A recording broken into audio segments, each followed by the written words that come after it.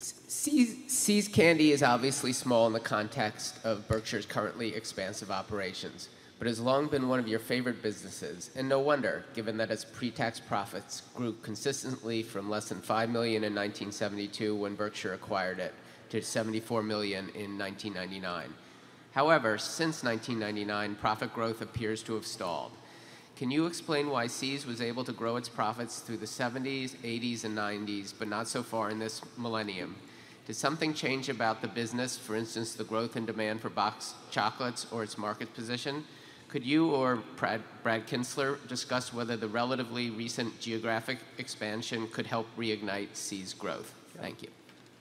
Yeah, the boxed chocolate business is basically not growing. I mean, if you go back 100 years, each city of any size was characterized by lots of candy shops. Chicago was a big leader. New York was a big leader. Believe it or not, the predecessor company to Pepsi-Cola was a company with the most, it was a company called Lofts that had the most candy shops in New York City. It was a candy shop company originally that a fellow that, what was his name? Yeah, what was it, Frank? Guft. Yeah, he acquired Pepsi for a few $1,000, stuck it in Lofts, and the corporate name, if you go all the way back on Pepsi, is Lofts. So there were loads of candy shops around every place, and including in Omaha.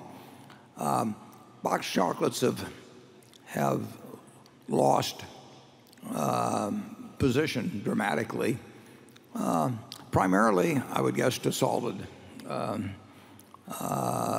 snacks of one sort or another, various things.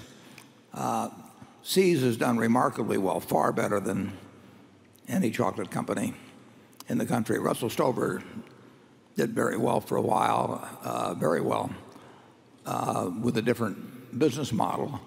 But they ran into their problems as well. So we can't do much about increasing the size of the market.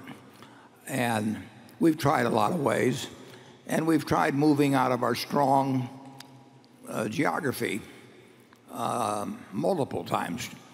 I mean, Charlie and I looked at what we were earning in California in the 70s and said to ourselves, if we can do this in 50 states instead of one, we'll get very rich. So we tried it, and we didn't get very rich. It doesn't travel that well. Well, sometimes it does, and sometimes it doesn't. And you figure out whether it's going to work by trying it. Yeah, and we've tried it many times. But so far, it's interesting. 2/3 people in the East prefer dark chocolate, 2/3 to 1/3. In the West, they prefer milk chocolate, 2/3 to 1/3.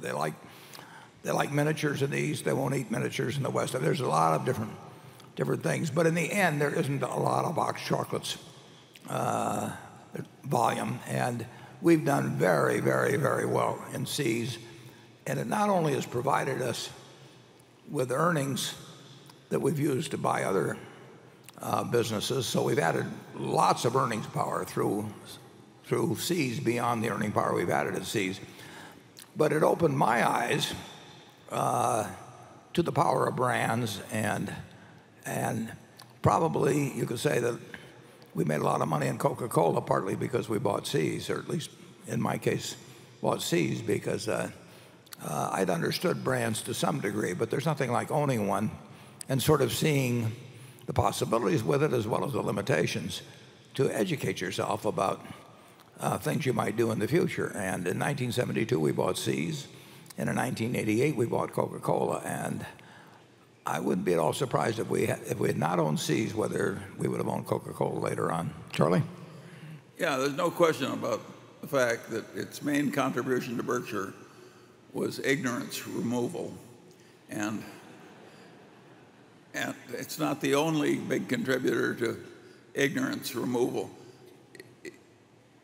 If it weren't for the fact we were so good at removing our ignorance step by step, Berkshire would be practically nothing today. What we knew originally wasn't enough. We were pretty damn stupid when we bought Seas. We were just barely smart enough to buy it. And